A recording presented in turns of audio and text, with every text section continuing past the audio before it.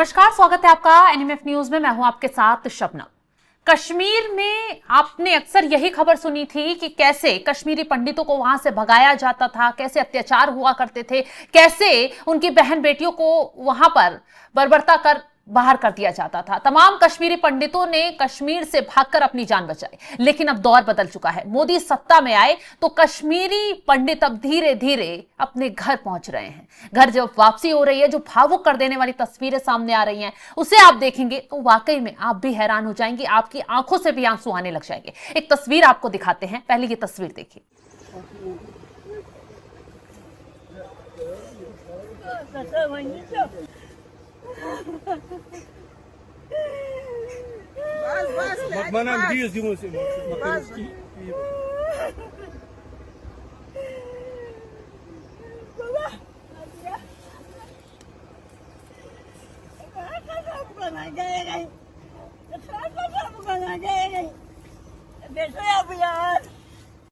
छत्तीस साल बाद इस महिला की अपने घर वापसी हुई है। जब ये कश्मीर पहुंचती है, अपने आंगन में पहुंचती है, वो पेड़ पौधे देखती है तो उसका दर्द छलक उठता है। न सिर्फ पेड़ छूकर रोती नजर आती है, सर झुकाती है। तो ये दर्द है उन कश्मीरी पंडितों का जिन्हों को इन आतंकवादियों की, कट्टरपंथियों की आतंक से अपना घर छोड़ना पड़ा था। आज इसी मुद्दे पर चर्चा करेंगे। चर्चा के लिए मेरे साथ वरिष्ठ पत्रकार पंकज प्रसून जी जुड़े हुए हैं। सर, धीरे धीरे कश्मीरी पंडितों की कश्मीर में वापसी हो रही है। जो माहौल वहां दिखाई दे रहा है, जो तस्वीरें वहां से सामने आ रही है, वाकई में बहुत भावुक कर देने वाली है। शबनम, सबसे पहले तो ये साजिश है कश्मीरी पंडित कहना, क्योंकि भगाया था सभी हिंदुओं को।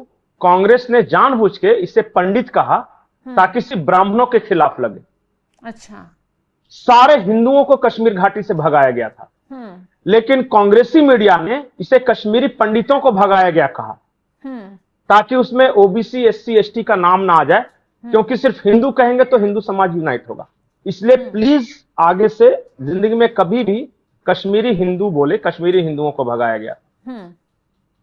दूसरा, बहुत सारे लोग पूछते हैं ना कि 370 हट गया तो क्या हो गया, मोदी ने कश्मीर के लिए क्या कर दिया। उनके लिए यह तस्वीर है कि 370 हटने से क्या हुआ। 3 पीढ़ियां गुजर गई ये कहते कहते कि वापस कश्मीरी हिंदुओं को घाटी में बसाएंगे, उनके घर मकान वापस दिलाएंगे, उनको फिर से वही इज्जत की जिंदगी दी जाएगी। लेकिन सिर्फ कहते थे। 3 दशक के इंतजार के बाद धीरे धीरे ही सही लौटना शुरू हो गया। आपने ये तस्वीर दिखाई, कल मैं देख रहा था कि एक कश्मीरी हिंदू अपने माथे पे कुलदेवी की मूर्ति रखकर और आंखों से झरझर आंसू बहकर आ रहा है, क्योंकि उसका पुश्तैनी जो गांव है वहां से कुलदेवी को उजाड़ दिया गया था, मंदिर को तोड़ दिया गया था। आदमी जब उजड़ता है तो सिर्फ परिवार एक जगह से दूसरी जगह नहीं जाता, वो यादें जाती हैं, वो कल्चर खत्म हो जाता है जो कि कश्मीर में रहते हुए। बिल्कुल, हर वक्त ये लोग डर के साए में जीते थे कि हम उधर जाएंगे तो हमारे साथ फिर से वो चीजें हो जाएंगी जो उस दौर में 1990 में इन लोगों ने झेला। लेकिन आज बेखौफ होकर वो कश्मीर जा रहे हैं, बहुत आजादी से वहां रह पा रहे हैं। बहुत सारे लोगों को ये लगता होगा कि कश्मीरी हिंदू वहां भागे हैं पाकिस्तान की वजह से या आतंकवाद की वजह से। नहीं, इस देश में पहली बार एक कश्मीरी को गृह मंत्री बनाया गया। महबूबा मुफ्ती सईद का यह पिता था, मुफ्ती मोहम्मद सईद। उसी वक्त उसकी बेटी रूबिया सईद का अपहरण हुआ और उसी वक्त कश्मीर से सारे हिंदुओं को भगाया गया। 1 लाख से ज्यादा हिंदू से हटाए गए थे ना, लगभग सभी। इक्का दुक्का कोई बच गया होगा तो मैं नहीं कह सकता, लेकिन पूरे हिंदुओं को भगाया गया। और कितने दिनों में? मात्र 3 दिन, सिर्फ 3 दिन। जिन कश्मीरी के बीच वो पले बढ़े, साथ खेले कूदे, खाए पिए, स्कूलों में पढ़े, जरूरत पड़ने पर मदद दी, सब कुछ पड़ोसी मार के भगा रहा था। और तस्वीरें ऐसी ऐसी, शायद गिरिजा टिक्कू की कहानी आपने नहीं सुनी। गिरिजा टिक्कू एक टीचर थी सरकारी स्कूल में, वो भी भागने वाली थी, लेकिन पड़ोस के एक मुस्लिम परिवार ने कहा कि आप मत जाओ, हम आपकी रक्षा के लिए। उन्होंने भरोसा किया, रुक गई।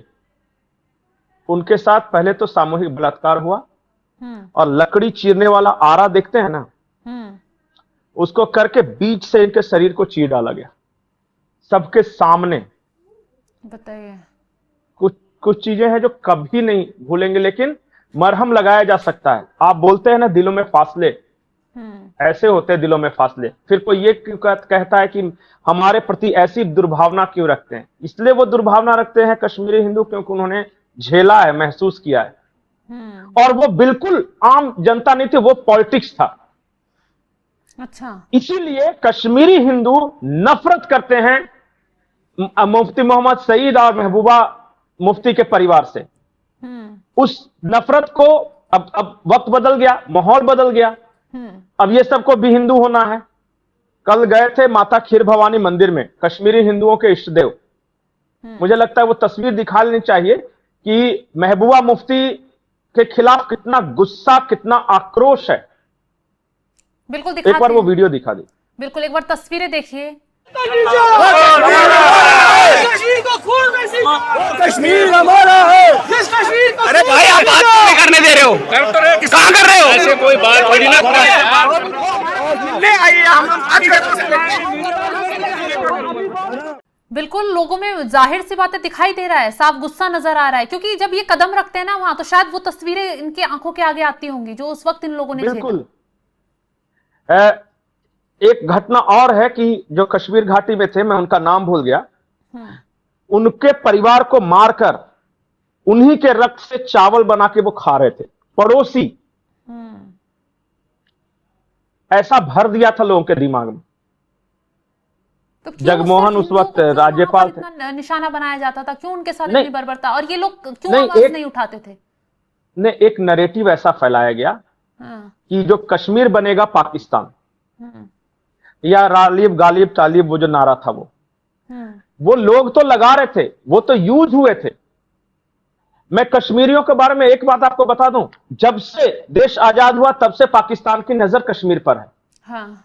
उन्होंने 1948 में जो कबीलाई घुसाया, उसके बाद जो युद्ध हुआ, छोटा सा हिस्सा लेके निकल गए। फिर उन्होंने 60s में कोशिश की, फतेह अल जिहाद नाम का एक संगठन बनाया पाकिस्तान ने, लेकिन कश्मीरियों ने साथ नहीं दिया उसका। वो फिलिस्तीन की तरफ करना चाहते थे माहौल, लेकिन कश्मीरियों ने विरोध किया। 70 के दशक में कश्मीरियों ने विरोध किया। 80 के दशक में कश्मीरियों ने आतंकवाद को नहीं पनपने दिया। लेकिन फिर 1987 में एक इलेक्शन हुआ जिसमें ये गांधी परिवार ने अपने पारिवारिक मित्र फारूक अब्दुल्ला को जबरदस्ती मुख्यमंत्री की कुर्सी पर बैठाया, और 1987 के इलेक्शन में ये हारा हुआ था। रिग्ड इलेक्शन असली में वो था। और सैयद सलाउद्दीन आज आतंकवादी नहीं बनता अगर उसकी जीत पे वहीं पे कहा जाता कि तुम जीत गए हो। जो लोग आवाज उठाते थे, कश्मीरी जो मौलाना थे, जो आवाज उठाते थे इस इलेक्शन रिगिंग के खिलाफ, उनकी दाढ़ी पकड़कर, उस वक्त हीटर हुआ करता था, उसको जला दिया जाता था। ये अत्याचार किया है कश्मीरियों पर, और किसी पराये ने नहीं किया है, अपने यहां के राजनीतिज्ञों ने किया है। मतलब जब कश्मीरियों को लगा कि जब कश्मीरी हिंदू थे या जो आवाज उठाने वाले थे वो राजनीति की बलि कश्मीरी हिंदू नहीं, कश्मीरी हिंदू और कश्मीरी मुसलमान भी, दोनों राजनीति के बलि चढ़े हैं। और कम से कम 2 पीढ़ियां बर्बाद कर दी इन लोगों। ये जो 2 परिवार है ना कश्मीर में, फारूक अब्दुल्ला का और महबूबा मुफ्ती का परिवार, और ऊपर एक और परिवार, इन सब ने बिगाड़ा है पूरा माहौल। और आज जब तस्वीरें बदलती हुई नजर आती है तो इन लोगों को तकलीफ होती है कि 370 फिर से बहाल करेंगे, 370 क्यों हटा दिया, वहां के लोगों को दिक्कत हो रही है, सारी परेशानियां उठानी पड़ रही हैं, तब लोग ये भिड़ने चलते हैं। मैं एक आंकड़े बताता हूं। हाँ। जब 370 नहीं हटा था ना, तो सालाना 5000 परिवार के बच्चे जेलों में जाते थे, उनका करियर बर्बाद हो जाता था, उनकी पढ़ाई छूट जाती थी, केस लड़ने में उन परिवारों के जो पैसे खर्च होते थे, जमीनें बिक जाती थी। पत्थरबाजी की घटनाएं आम थी कश्मीर में। बिल्कुल, और वो पैसे दिए जाते थे पत्थर फेंकने के लिए। आज उन 5000 परिवारों के, हर सालाना मैं बात कर रहा हूं, आज वहां के बच्चे पढ़ रहे हैं, करियर बना रहे हैं। अभी कल मैं देख रहा था एक कश्मीरी बच्ची जिसके जो पिताजी थे वो कभी आतंकवादी बन गए थे। भारत सरकार ने कहा कि नहीं, तुम लोग ही पढ़ो, और वो पढ़ी, आज वो देश का नाम रोशन किया है। कोई गेम है जिसमें उसने गोल्ड मेडल दिलाया है भारत को, and she is proud of it. उनको रास्ता ही नहीं दिखाई दे रहा था कि मैं क्या करूं, अंधकार था, आज रोशनी की एक किरण दिखाई दी है। कश्मीरी नहीं अब जाएंगे उस दोबारा उस अंधेरे युग में, जब तक कि पॉलिटिशियंस उन्हें जबरदस्ती नहीं धकेले। यह है कश्मीर की सच्चाई। और इसलिए आज मैं कर रहा हूं, ये कश्मीरी हिंदुओं की जो वापसी हो रही है, ये जो फूट फूट के रो रहे हैं, कश्मीर में ये माहौल कभी नहीं होता अगर इस देश में मोदी, अमित शाह, डोभाल ना होते। बिल्कुल, अगर सबको ना सिर्फ मोदी कश्मीर सरकार से ने कमाई कदम उठाया करनी थी। होता, ना रिस्क लिया होता, तो शायद ये तस्वीर आज देखने के लिए नहीं मिलती। और कुछ गद्दार मक्कार ऐसे हैं जो कश्मीरियों को आतंकवाद में झोंकने के लिए मुसलमान से जोड़ देते हैं कि वहां मुसलमान में अत्याचार हुआ है, घर घर से अफजल निकलेगा, और पता नहीं आलतू फालतू क्या बात करते रहते हैं। आज भी कोशिश करते हैं, आज भी तमाम तरीके की अफवाहें फैलाते हैं, तमाम तरीके की खबरों को फैलाकर वहां के लोगों को भड़काने की कोशिश करते हैं। वहां के लोगों के बारे में एक सबसे खराब अफवाह यह फैलाई थी कि आम कश्मीरी भारत के साथ नहीं रहना चाहते। इतना बड़ा झूठ था, क्योंकि मैं जहां से पढ़ा हूं, मेरे रूम पार्टनर कश्मीरी, कश्मीर घाटी के, सोपोर के, वो सुन रहा होगा, उसको पता होगा। सोपोर, श्रीनगर, बारामूला, किश्तवाड़, ये सब के हमारे दोस्त हैं। वो कहते हैं कि कश्मीरी हिंदुस्तान के साथ ही रहना चाहते हैं। ये तो लेफ्टिस्ट और ये सेकुलर, चूंकि मुसलमानों को अलग दिखाना है, इस वजह से इन्होंने कहा कि the Muslim does not want to integrate with India. ये वही कॉन्सेप्ट चल रहा है, टू नेशन थ्योरी वाला। और ये भारत के मुसलमानों को बार बार ये एहसास दिलाते रहते हैं कि तुम तो अलग हो, तुम तो विशेष हो।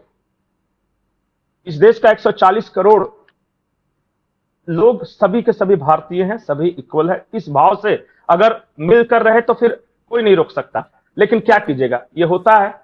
सही कहा पंकज जी आपने। बहुत सारी चीजें की जाती हैं कि किसी तरह देश के कई हिस्सों को अलग अलग वो कर दिया जाए। हालांकि इस साजिश को पूरी तरीके से तोड़ने की काम भी एजेंसियां कर रही हैं। तो बहुत बहुत शुक्रिया तमाम जानकारी देने के लिए आपका। तो देखा आपने, 370 ना हटी होती तो ये तस्वीर ना देखने के लिए मिलती। 370 हटा तभी कश्मीर कश्मीर बन पाया, कश्मीर की खुशहाली वापस लौट पाई। वो बुजुर्ग, वो लोग, वो हिंदू वापस अपने घर लौट पाए जो 1990 से दुख झेलते आ रहे थे, जिन्होंने प्रताड़ना झेली, जिन्होंने अत्याचार झेले, जो हमेशा राजनीति की बलि चढ़े।